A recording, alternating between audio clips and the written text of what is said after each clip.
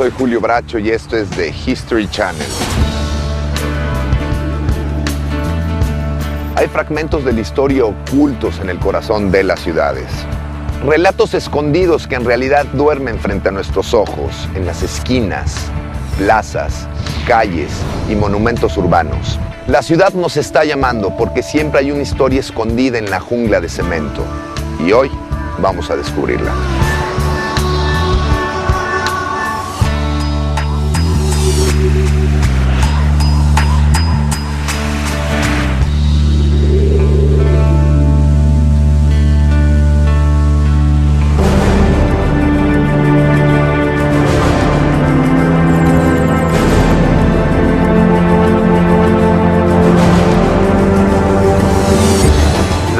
Más antiguos de esta zona creemos que deben tener 6.000, 7.000 años. Y los regiomontanos somos no descendientes de primeros pobladores judíos.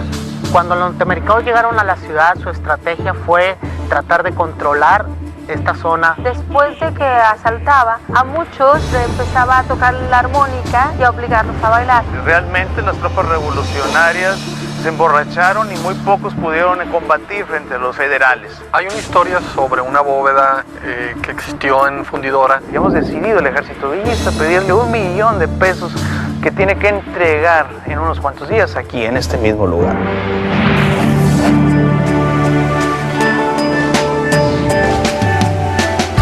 En el estado de Nuevo León, al norte de México, se encuentra Monterrey, ciudad enigmática rodeada de montañas.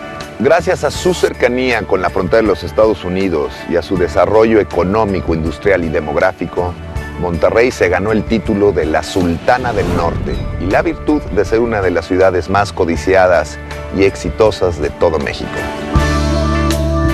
La política, la violencia y los ataques de los nativos provocaron que Monterrey tuviera 2 fundaciones fallidas hasta llegar a la definitiva, que fue en 1596 en manos de don Diego de Montemayor.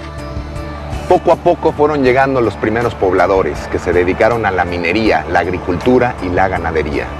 Y desde ese lugar empezaron a darle cuerpo y alma a la que para muchos es una de las ciudades con mayor dinamismo económico en toda Latinoamérica en este siglo.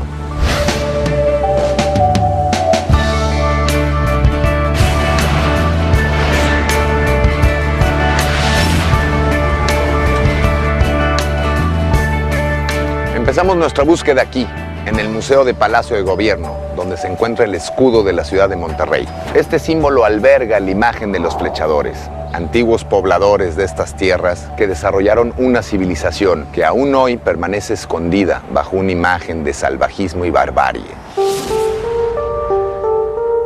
El escudo de la ciudad de Monterrey nace porque Diego de Montemayor, fundador de la ciudad, el 20 de septiembre de 1596, vio junto al arroyo de Santa Lucía a unos indios flechadores originarios de esta tierra que disparaban sus flechas hacia el oriente a la salida del sol. Los españoles veían en las flechas apuntando al sol la expresión primaria de un pueblo salvaje. Sin embargo, esas flechas tenían un origen mucho más civilizado que el imaginado. Los objetos aquí que tenemos son 2 lanzas y 3 representaciones de puntas de flecha. Las flechas representan la vida de los cazadores que habitaban la zona de la ciudad antes de la llegada de los españoles. En las afueras de Monterrey se encontraron las primeras pruebas que fundamentaron la existencia de un pueblo indígena con una gran visión y creatividad. El sitio que le llaman Boca de Potrerillos se encuentra en la parte noroeste de Monterrey y los grabados más antiguos de esta zona creemos que deben tener 6.000, 7.000 años. Los grupos indígenas deben ser estos que vivieron como cazadores, como nómadas, que se les llama, que por lo regular se pensaba que eran salvajes, hostiles, pero hemos dado cuenta de que tenían una cultura bien definida con toda su bagaje cultural completo, ¿no? Esa cultura no solo existía, sino que tenía un sentido claro. Hemos encontrado que pueden ser más o menos 4 o 5 temas principales del que representan los grabados. Uno son temas del agua, representa la lluvia, la fertilidad. Otro que es la cacería, porque como son cazadores-recolectores, son nómadas, viven de la cacería, viven de la recolección de plantas. El otro, que estamos aquí en el parte poniente del sitio, está lleno del tema del astronómico, de los astros o del culto a los fenómenos del cielo.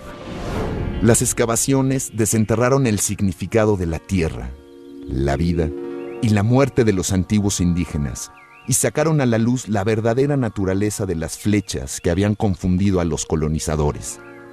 Esto se llama el atlatl en náhuatl o en español mexicano, un lanzadardo que aumenta la eficiencia del cazador y hubiera sido el arma típica de los cazadores de aquí hasta por lo menos poco antes de que lleguen los españoles. ¿Qué tan salvaje puede ser unas personas que tienen alto conocimiento de la naturaleza, alto conocimiento de los astros, saben contabilizar su tiempo, saben contabilizar su espacio? Aún en la actualidad, pocos de los habitantes de Monterrey saben que en los orígenes de la ciudad se esconde una antigua cultura indígena que se encuentra homenajeada en su escudo. No todo el mundo sabe la historia cierta de por qué aparecen estos indios disparando sus flechas hacia el Cerro La Silla. No es una historia que esté muy documentada, aun cuando tenemos testimonios a través de petroglifos, pinturas rupestres de nuestros indios, de nuestros ancestros, nuestros antepasados, que de una forma o de otra dejaron a través de potrerillos su presencia. Los flechadores quedaron inmortalizados en la historia de Monterrey gracias al asombro de uno de sus fundadores. Sin embargo, pocos conocen el origen misterioso de los colonizadores de la ciudad. A pocas cuadras del Museo del Palacio de Gobierno, donde se encuentra el escudo de Monterrey, está el monumento a Don Diego Montemayor, el último fundador de la ciudad, quien exploró la zona al igual que Alberto del Canto y Luis Carvajal. A los tres los une no solo la fundación de Monterrey, sino también haber marcado la cultura regiomontana con su origen oculto. Se conocen tres fundaciones desde el punto de vista oficial o de los historiadores. Aunque las tres fundaciones de Monterrey son ampliamente conocidas por sus habitantes, muchos desconocen el verdadero origen de los exploradores que las llevaron a cabo. La mayor parte de ellos eran criptojudíos y que huían de las persecuciones religiosas, que huyeron de Europa y también de la situación que había antijudía en el centro del país, concretamente en la Ciudad de México. En tiempos de la Inquisición, muchos de estos colonizadores se transformaron en criptojudíos o judíos ocultos, dispuestos a esconder sus creencias con tal de poder continuar con sus actividades. Ellos venían escondiéndose.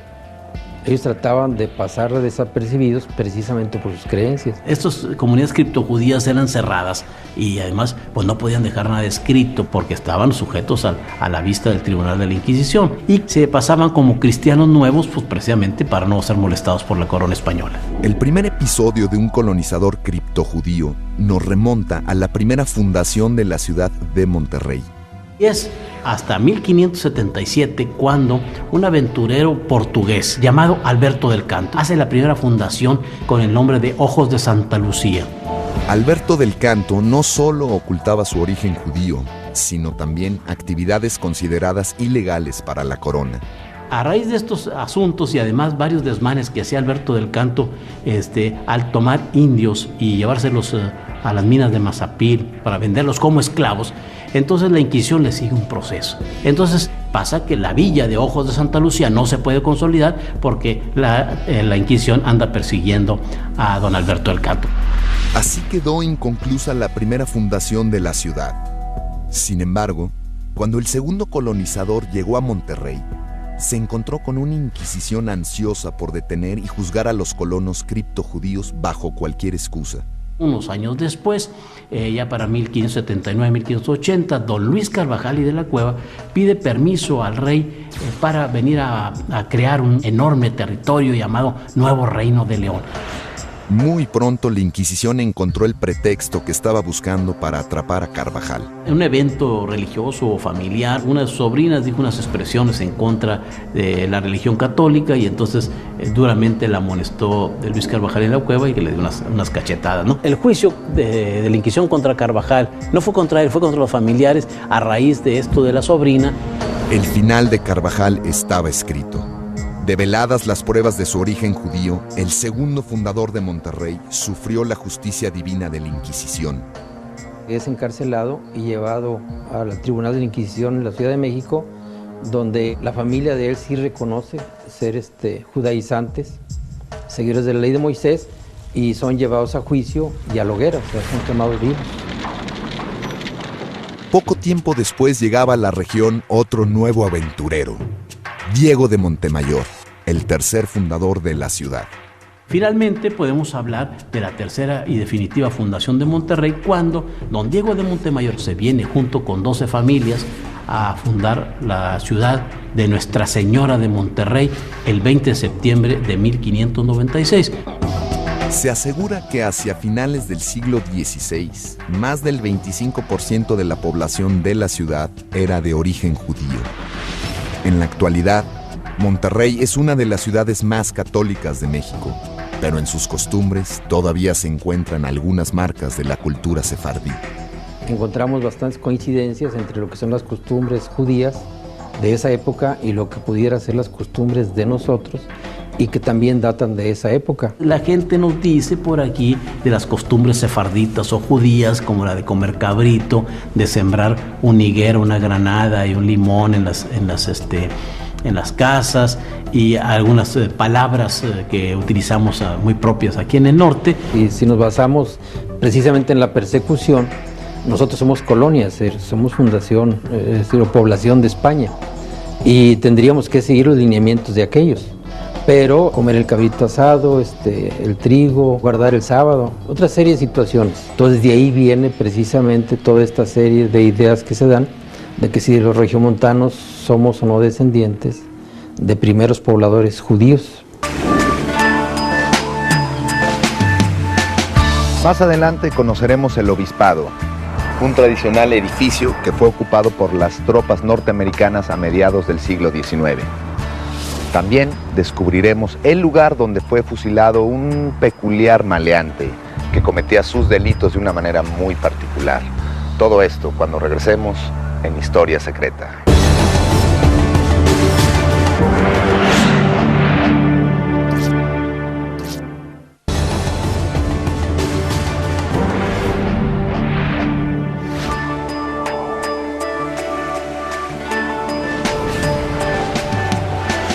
A 2,5 kilómetros del centro de Monterrey está el obispado, uno de los íconos de esta ciudad.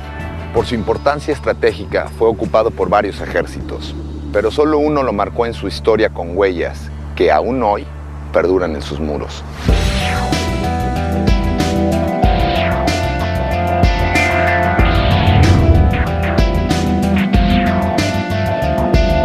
La importancia del obispado de Monterrey pues es muy grande, está ligado directamente a los acontecimientos más importantes de la historia de la ciudad y yo me atrevería a decir también de la historia de México. A finales de la época colonial, los Borbones quisieron establecer una diócesis en Monterrey con la finalidad de evangelizar el territorio. Para ello, mandaron al doctor Fray Rafael José Verguer. Este edificio fue construido originalmente como casa del obispo. Tuvo una construcción muy rápida, empezó en 1785 y se concluye en 1787. Él era un hombre de la ilustración, tenía su telescopio, observaba desde aquí el movimiento de los astros, pero pues aquí a los 4 años murió y el edificio se abandona. A partir de entonces se le fueron dando muchos usos. El principal y más importante de mayor trascendencia histórica pues es el uso militar, pero en algunos otros momentos fue incluso, por ejemplo, en los años 20 del siglo pasado, pues un cabaret. Por su privilegiada situación geográfica y la necesidad de defender la ciudad ante posibles invasiones, el obispado pronto se convirtió en una auténtica fortaleza militar. Hacia el año de 1846, la ciudad de Monterrey se vio afectada por un conflicto entre México y los Estados Unidos. Cuando los norteamericanos llegaron a la ciudad, su estrategia fue tratar de controlar esta zona occidente de la ciudad. Entonces, estratégicamente el obispado, ustedes lo pueden ver, quien controla el obispado controla la ciudad de Monterrey. A pesar de la valentía de los soldados y los ciudadanos mexicanos, los estadounidenses lograron avanzar hacia el límite de la ciudad. Finalmente, el día 21 de septiembre se abrieron las hostilidades aquí en los alrededores del Cerro del Obispado. Para la noche del 21 y la madrugada del 22 de septiembre, el obispado fue presa de los combates. En una batalla desigual, la pasional defensa de la ciudad por parte de los mexicanos chocó con la ventaja numérica del ejército norteamericano. Caballería mexicana se enfrentó con el ejército de casi 2,000 soldados norteamericanos. Esta es una carta muy interesante de un soldado americano que le escribió el día de la batalla final y en la que cuenta cómo van avanzando, como que dice Monterrey es casi nuestro. Finalmente, pues la mayoría exorbitante del ejército norteamericano derrotó a la caballería mexicana. El 23 en la noche vino la rendición, ¿verdad? Y se firmó ya al día siguiente la capitulación. En una ciudad pacificada por la derrota, las huellas de las balas y metrallas que dañaron los muros del obispado recuerdan la heroica defensa de Monterrey. La parte alta, rematando el segundo cuerpo, se encuentra un nicho donde se encuentra una imagen de la Virgen de Guadalupe que no se percibe bien porque no tiene cabeza, como resultado pues, de los usos militares que se le dio al edificio. También se puede ver en su cuerpo las huellas de la metralla de las balas que hemos querido conservar sin restauración. Aunque esta ciudad es una de las más importantes y tradicionales de México, pocos de sus habitantes conocen el resultado de la invasión norteamericana. Los norteamericanos tomaron el control del obispado el 22 de septiembre de 1846. La ciudad de Monterrey estuvo administrada por un gobierno norteamericano, hubo gobernadores norteamericanos. Increíble, pero cierto, los americanos estuvieron gobernando Monterrey 1 año, 10 meses. No todos lo saben, pero la guerra con México, como la llaman los americanos, pues fue la primera guerra de participación internacional que tuvieron los Estados Unidos como país. Esta es la primera ciudad que es atacada por los Estados Unidos pues en la historia del mundo. Y para nosotros es importante el Cerro del Obispado como un sitio de la defensa de la soberanía nacional. A lo largo de los años, el Palacio del Obispado se caracterizó por sus múltiples funciones y ocupantes. En él, habitaron desde indígenas hasta presos que cumplieron su condena.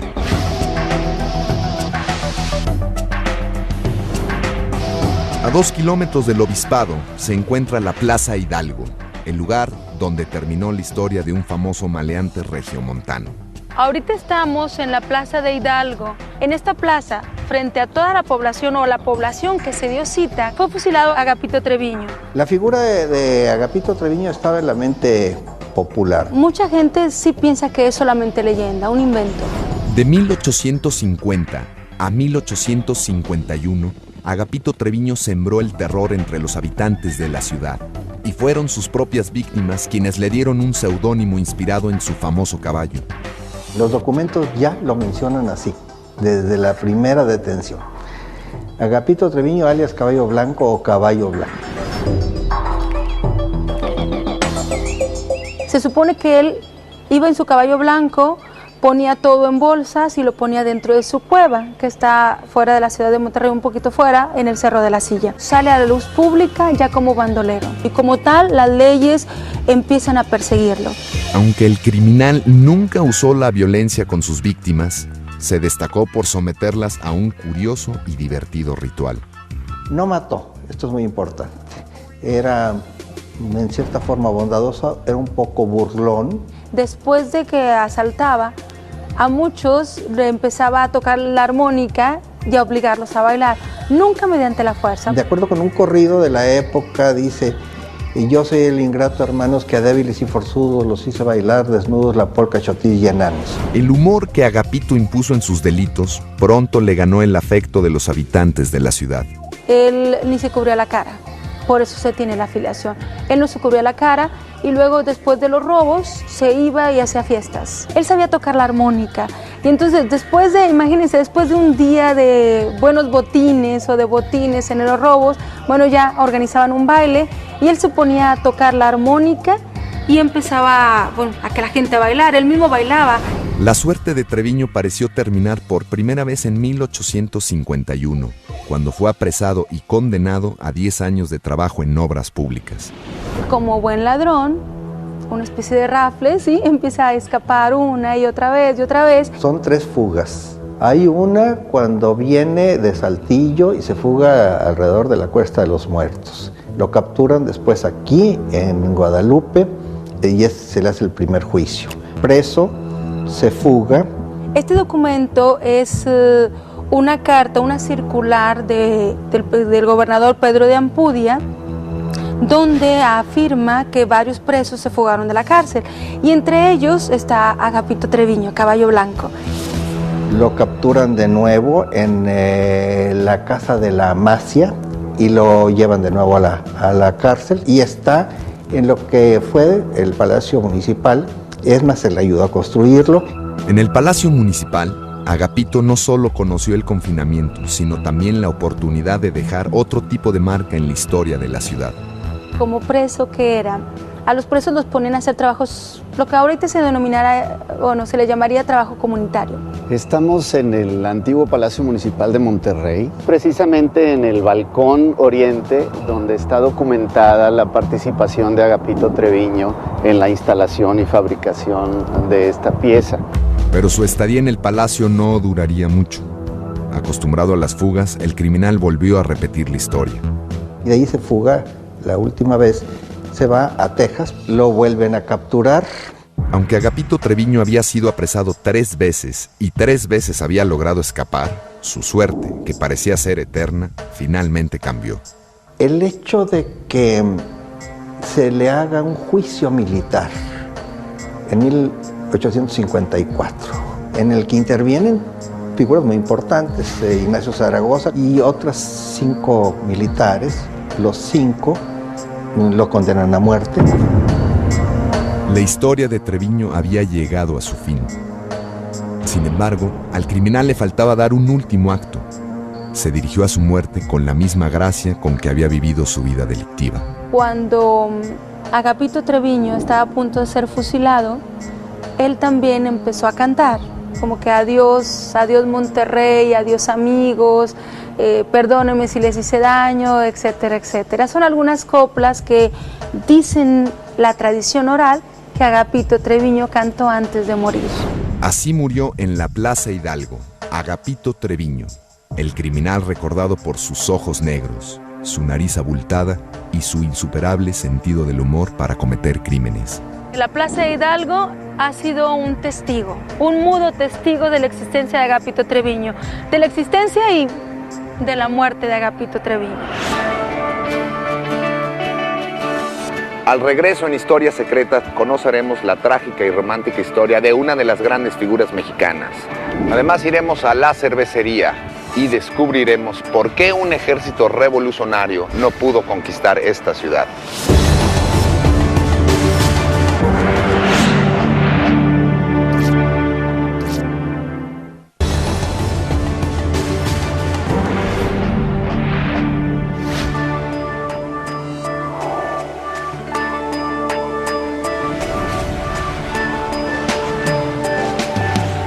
Nos encontramos frente al monumento Ignacio Zaragoza, héroe militar mexicano del siglo XIX. Lo que pocos saben es que en la ciudad de Monterrey, Zaragoza vivió una historia de amor llena de desencuentros, a tal punto que se casó sin estar presente en su boda. La historia secreta de Ignacio Zaragoza y su gran amor en Monterrey no es muy conocido. Pocos sabemos que Zaragoza, aunque no nació aquí en Monterrey, vivió aquí en Monterrey. Aquí conoce al amor de su vida, a una nuevoleonesa, doña Rafaela Padilla, 7 años menor que él, una mujer muy guapa. Ignacio Zaragoza fue un prestigioso coronel con un gran desempeño en varias de las más importantes campañas militares mexicanas. Zaragoza, como buen coronel que era, se instala, igual que su papá, dentro de la milicia. Para los 27 años tiene el grado de coronel. 2 de sus compañeros vienen a Monterrey después de una campaña. No tienen dónde hospedarse. Ellos no se quieren hospedar en ningún hotel y entonces buscan hospedaje. Finalmente, la búsqueda de los amigos de Zaragoza los llevó a hospedarse en la casa de los Padilla, la familia de Rafaela. Le piden permiso a su mamá, doña Justa de la Garza, y ella los concede, y ellos se instalan. Cuando pasa a Zaragoza una noche, queda prendado de un retrato. Inclusive, en las crónicas, sus biógrafos van a decir que él afirma, es un ángel. No pude dormir en toda la noche porque tenía la imagen de ella. Tengo que saber quién es. Encantado por la belleza de Rafaela, Ignacio Zaragoza decidió pasar rápidamente a la acción. Empieza a frecuentar los barrios y la casa de la familia Padilla. Entonces, los padres de doña Rafaela, particularmente la mamá, ven en Zaragoza un buen partido. Zaragoza idea un plan para acercarse a Rafaela. Se le ocurre hacer una tertulia. Invita a todos. Obviamente las señoritas Padilla son de las primeras en invitarse. Llegan la señorita Padilla, Zaragoza está como maestro de ceremonias y está por ahí atendiendo a los invitados. Llegan ellas, se olvida de los invitados. De hecho, se dice que ahí mismo en el baile se le declara Zaragoza, Ignacio Zaragoza, a Rafaela. Obviamente ella no le contesta inmediatamente. Una señorita tiene que pensarlo. Vaya, no lo pensó mucho. 2 o 3 días después, le comenta que sí accede. Con la misma rapidez, la pareja establece fecha de casamiento. Zaragoza, como buen militar, elige enero para casarse. Y entonces están preparando toda la boda. Sin embargo, días antes de la boda, a Zaragoza se le requiere para aplacar 2 rebeliones. Estaba todo preparado, pero en esos momentos no puede acudir a Monterrey porque la patria lo había llamado a estar presente en otro lugar y comisiona a su hermano para que en su nombre vaya y contraiga nupcias. La ausencia de Zaragoza hizo que la Catedral de Monterrey se transformara en testigo de una boda muy inusual. Y el día de la boda, imagínense, Rafaela está en la boda, está con su vestido que ella misma confeccionó con sus hermanas, pero el chico que está a su lado, el hombre que está a su lado, no es el hombre que ama, es un representante, es su hermano Miguel. El sacerdote le pregunta, Rafaela Padilla de la Garza, ¿aceptas por esposo a Miguel Zaragoza?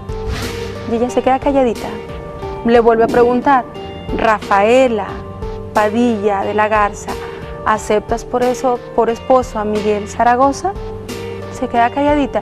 Ya la tercera vez, toda la iglesia estaba callada y el cura dice, ¿qué no vas a contestar, muchacha?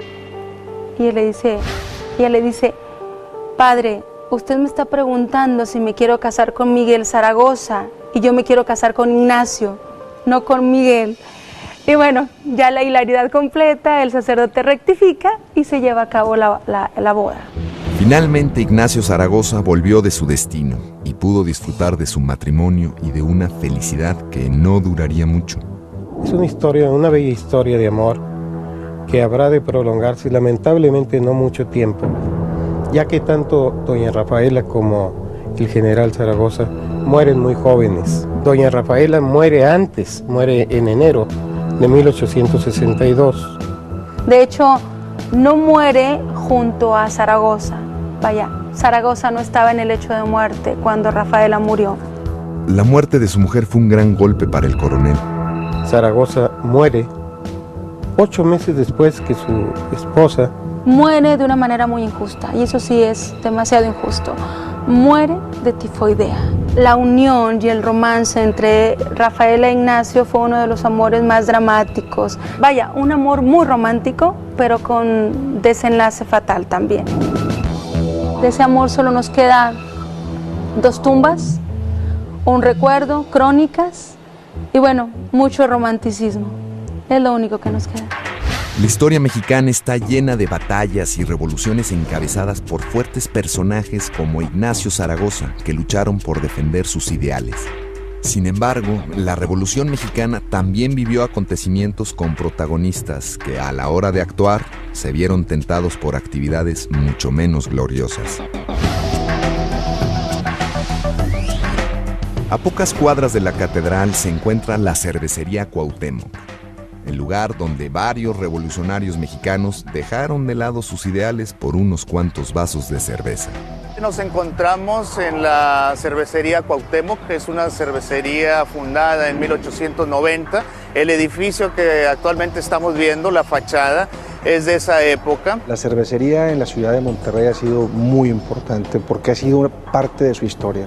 La fábrica se instala en lo que era en aquel entonces las afueras de la ciudad, en este edificio donde estamos hoy sentados, donde conservamos todavía pues, paredes, salas, algunas ollas históricas como las que vemos aquí atrás de mí.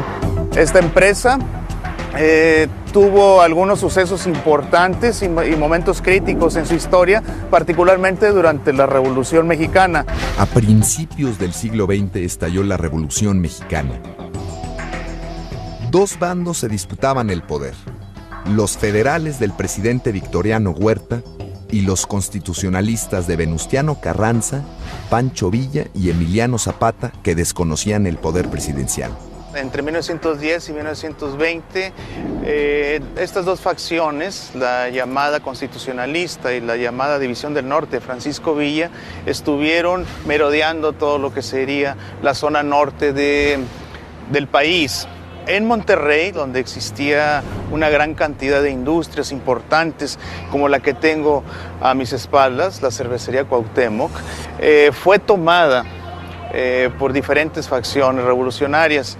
Y bueno, durante la Revolución de México, los revolucionarios llegaron a la ciudad de Monterrey y en dos ocasiones pues, sufrimos la toma de las instalaciones de materias primas y los productos. Aunque los revolucionarios y federales luchan por el control de la ciudad, de a poco, la cervecería Cuauhtémoc se va transformando en un punto clave en la batalla. Llegan a la ciudad en octubre de 1913. Las fuerzas federales defendían la ciudad y su primera línea se encontraba en la cervecería. Aquí se dan los primeros enfrentamientos armados, en el cual la cervecería es defendida militarmente, por una parte por el Ejército Federal, que huye hacia la ciudad, hacia el centro de la ciudad, pero los mismos empleados defienden la cervecería armados. Después de algunas horas de tiroteo, definitivamente pues es tomada. Hacía pocas horas que los revolucionarios habían ganado la batalla y estaban exhaustos. ¿Qué hicieron los revolucionarios dentro de la cervecería? Pues se dedicaron pues a tomar la cerveza que existía pues en las bodegas, ¿no? Nadie tenía previsto que este fuera un punto de reunión de los revolucionarios, mucho menos que su ocupación desembocaría en un final inesperado. Cuando llegan a la cervecería, pues consumen una muy buena parte del inventario, se dice que todo, ¿no?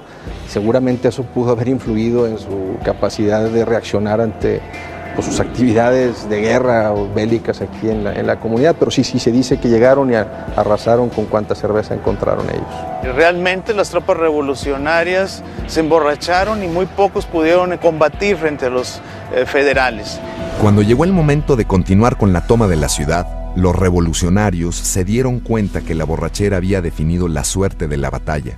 La ciudad, debido a esto, no es tomada, no es militarmente tomada. Existe numerosa información, particularmente del líder de la revolución, Venustiano Carranza, que envía pues, telegramas molestos diciendo que la ciudad debió haber sido tomada, pero no se debían de haber tomado la cerveza, ¿no? Esta es la historia de la derrota de los revolucionarios, no a manos de los federales, sino a instancias de algunas botellas de cerveza. La mayoría de la población en la ciudad de Monterrey no tiene conocimiento de este hecho, que pues es un hecho que es importante porque es una época, la época más crítica de la cervecería Cuauhtémoc. Más adelante visitaremos el lujoso Hotel Ancira, que no solamente albergó a Pancho Villa, sino también al caballo del revolucionario. Además, descubriremos la historia de cómo la Compañía Fundidora de Monterrey defendió ingeniosamente su bóveda de oro ante las tropas rebeldes. Todo esto en cuanto regresemos a Historia Secreta.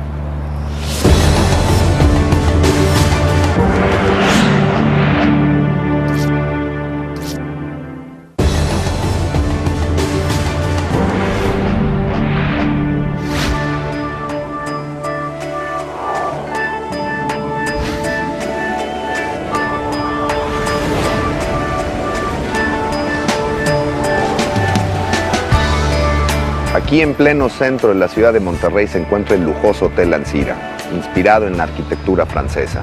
Lo que pocos saben es que aquí estuvo hospedado Pancho Villa después de haber tomado la ciudad.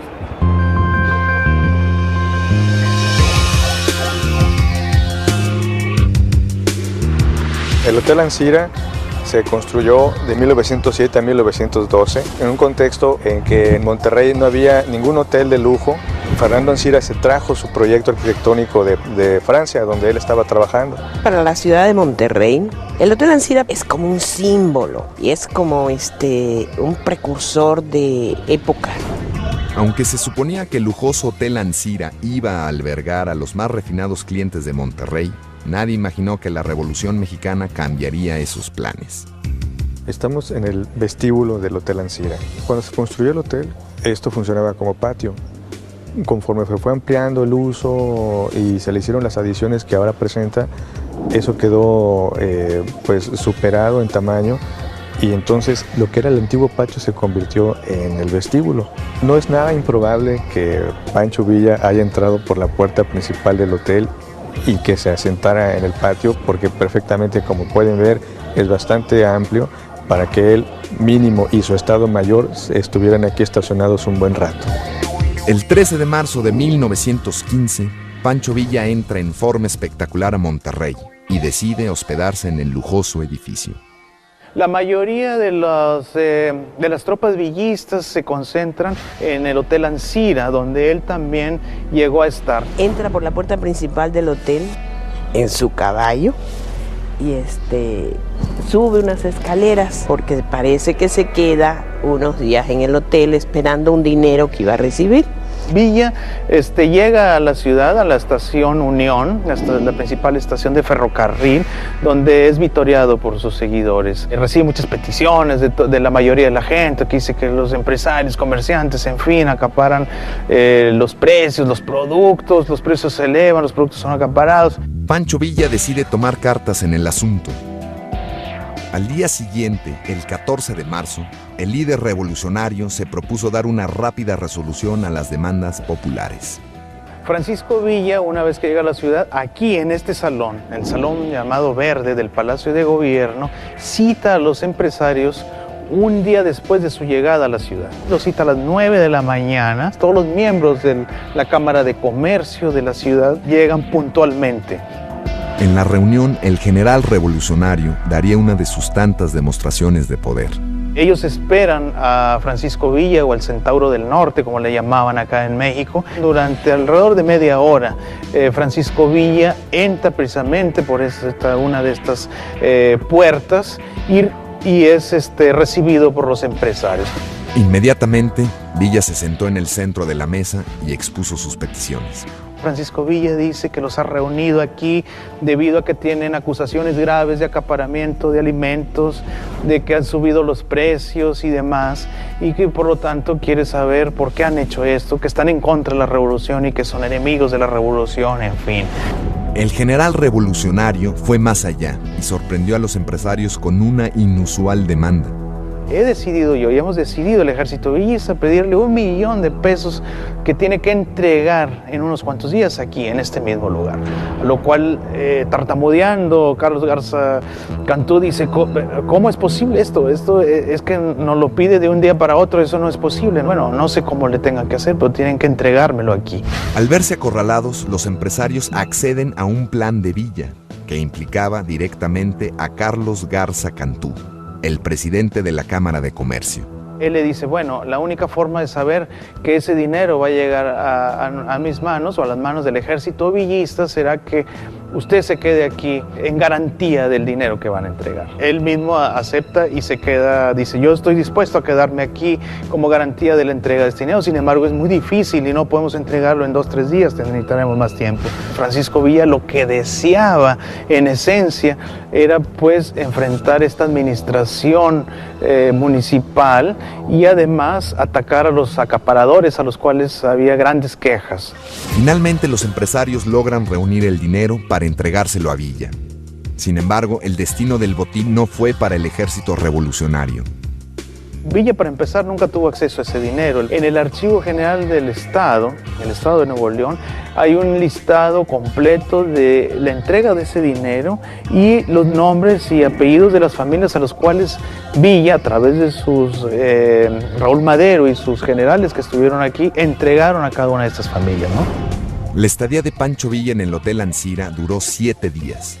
Durante ese tiempo, el lujoso edificio se convirtió en el cuartel del general que decidió saldar una deuda con su humilde pasado. ¿Que cuánto sabe la gente de Monterrey de que Pancho Villa estuviera aquí? No es una cosa muy conocida ni que se haya explotado mucho. Cuando Pancho Villa se retiró de Monterrey, la clase burguesa y los dueños de las primeras industrias se sintieron amenazados y planearon una astuta maniobra para evitar nuevos saqueos. A 2 kilómetros del Hotel Ancira se encuentran los restos de la compañía fundidora, donde algunos industriales tomaron recaudos y se propusieron, con ingenio, ocultar sus riquezas de las fuerzas revolucionarias. Este edificio que está a mis espaldas son las oficinas generales de lo que era la compañía fundidora de Fierro de Acero de Monterrey, S.A. Fundidora Monterrey, como se le reconoce, es uno de los emblemas de la ciudad en cuanto a su historia, en cuanto a su gente y en cuanto a su devenir como metrópoli. Desde muy temprano, la fundidora funcionó como una ciudad dentro de Monterrey. Y lo más importante, la fundidora fue un espacio de trabajadores de manera generacional. O sea, ahí trabajaba el abuelo, el padre, el hijo, y todos incluso iban ascendiendo. Mi abuelo trabajaba en fundidora muchos años, desde los 12 años, primer fundidor, así le decían. Mis tíos, mis primos, mi papá, se acostumbraba casi, todos trabajaban en fundidora. La historia de la fundidora está íntimamente ligada con la de Monterrey. Sin embargo, este emblema de la ciudad esconde un secreto que muy pocos regiomontanos conocen. Hay una historia sobre una bóveda que existió en fundidora y que era donde guardaban el dinero para pagarle a los empleados y a los proveedores. La historia de la bóveda, de que están aquí las oficinas generales, prácticamente es una historia poco conocida, casi nadie la conoce. Se dice que cuando se acercaban los revolucionarios a Monterrey, la gente de la fundidora querían esconder ese dinero, querían protegerlo, y entonces lo que hicieron fue cerrar las ventanas de la habitación en donde se encontraba la bóveda, esconderlas para que no se viera que existía ahí unas ventanas, y también el cuarto de abajo en donde por donde se podían meter los revolucionarios tratando de volar la bóveda y tratando de sacar el dinero. Hoy el edificio de la fundidora muestra las huellas de la defensa ideada por los empresarios frente a la amenaza revolucionaria. Ahorita nos encontramos precisamente en la parte lateral oriente de las oficinas generales. De hecho, como puedes ver aquí, están las ventanas de este edificio, tanto en la primera planta como el sótano. Y aquí mismo, durante la época de la Revolución, había otra ventana de este otro lado. Lo que hicieron los mismos directivos fue tapar la ventana. Al principio era una ventana normal, la taparon por dentro, igual la parte de abajo, y con el tiempo la resellaron toda la pared. Se puede comprobar la existencia de que hubo una ventana en la parte de arriba y en el sótano. Además de hacer desaparecer las ventanas, los empresarios tomaron otras medidas. Para proteger que fueran a tratar de meterse por la parte de abajo, tratar de volarla, llenaron el cuarto que estaba abajo con arena para que no la pudieran abrir. Y la persona que tenía la llave, la persona que sabía la combinación, la sacaron de Monterrey incluso. Aún hoy, casi un siglo después del elaborado plan de los empresarios, se puede comprobar la existencia de esta misteriosa bóveda. Esta es la bóveda, la puerta de la bóveda en sí misma de lo que era dentro del área de ventas de la compañía fundidora. Y lo puedes comprobar. Mira, por ejemplo, el piso normal, como se oye, y el piso rellenado, se oye distinto. La fundidora cerró sus puertas a mediados de los años 80 para transformarse en un parque y museo que los regiomontanos disfrutan diariamente, añorando los años en que esta empresa era un ícono de la ciudad. El cierre de fundidora tiene una serie de causas, todas ellas muy discutidas. Existe controversia hasta la fecha con respecto a cuál fue de veras el motivo. Sea cual sea la verdadera causa, lo cierto es que el día en que se anunció el cierre de fundidora no fue algo así muy público, muy preparado. Fue algo tan dramático que la gente sigue pensando que podría llegar a abrirse de nuevo.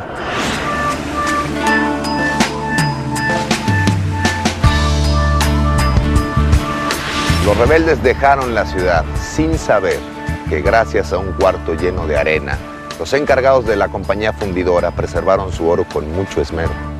Con ese mismo cuidado, los antiguos pobladores cultivaron sus ceremonias, inmortalizadas en el escudo de Monterrey, ubicado aquí en el Palacio de Gobierno, lugar donde empezó nuestra búsqueda. Las historias nos regresan al lugar de partida, aquí, donde nació la ciudad de Monterrey. Nuevos relatos desconocidos esperan para ser descubiertos. Porque recuerden que siempre habrá una historia escondida en la jungla de cemento. Soy Julio Bracho para The History Channel. Gracias por acompañarnos.